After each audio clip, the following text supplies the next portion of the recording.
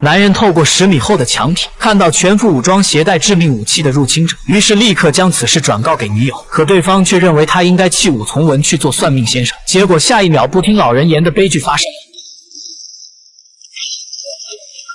紧接着，男人躺在实验室被人塑封，像超市里需要保鲜的牛肉一般。随着工作人员拉开满是液体的塑封袋，武奇也随之醒来，拔出了直通胃部的管子，控制住较近的工作人员，逼问他们如今是哪一年。此时他们才意识到复活的议题与现有的身份不符，到底又是谁暗中操作，给武器增强了这副军用级的上等一体呢？在未来世界，死亡再也不是永恒的终点，每个人从出生的那刻起就被植入了皮质盘，它会将本人的意识数字化存储起来，只要皮质盘不被损坏，人们可以无限次的复活。但依旧不变的规律是，这些优越的特权还是掌握在上流人群的手中。如果你没有钱，那就只能领到免费的液体，至于质量嘛，那就得靠运气了。比如这个5岁的小女孩却领到了老人的液体。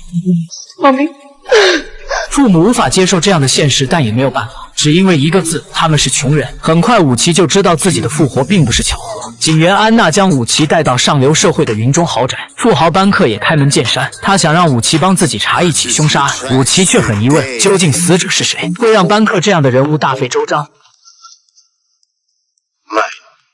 原来几天前，班克在豪宅被人爆头，皮质盘也因此被打碎了。幸亏他有超能力，购买了军用级别的私人卫星，每隔48小时将大脑意识上传一次。不过因此也没有他被害时的48小时内的记忆。最令他不解的是，凶手用的还是他的枪，可他明明把枪锁在了保险柜里，唯独他和夫人的瞳孔才能打开保险柜，而他身份尊贵，不可能选择自杀，自己的夫人又有不在场的证明。关键是在他死后不久，就有人黑进系统，试图抹除他云端的记忆，阻止他再次复活。与此同时，负责送武奇上天的安娜也对他产生了兴趣。她觉得星际战士绝对不是普通的士兵，查询后却惊掉了下巴。星际战士可以进入任何星球，适应任何不同的议题，并且在学习当地语言、文化和习惯上有着超强的吸收能力。而最强的还是他们千锤百炼的战斗力。看完这些，安娜不由得后背发凉，这哪是人啦，简直就是个定时炸弹。搭档老白见他情绪激动，立刻靠在他耳边小声给出结论安慰。